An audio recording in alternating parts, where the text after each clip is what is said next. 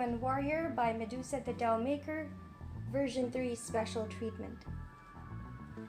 Version 1, we have electric diamonds sprinkled in the background. So these are the electric diamonds,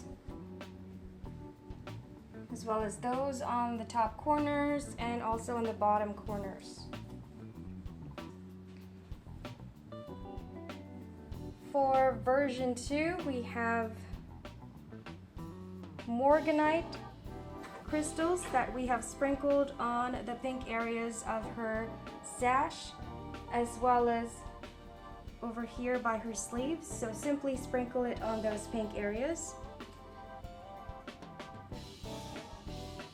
Also for version 2, we have old gold diamonds that we have sprinkled on the brown areas of her sword's handle,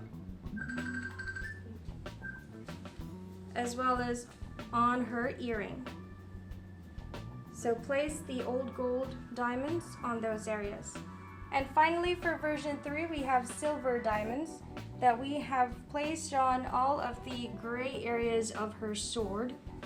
So these are the silver diamonds right over here. Place it on the shadows of her sword together with her armor.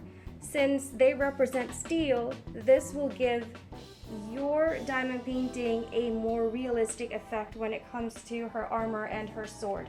So these are the silver diamonds over here, as well as over here, here, and also over here on the armor of her shoulder.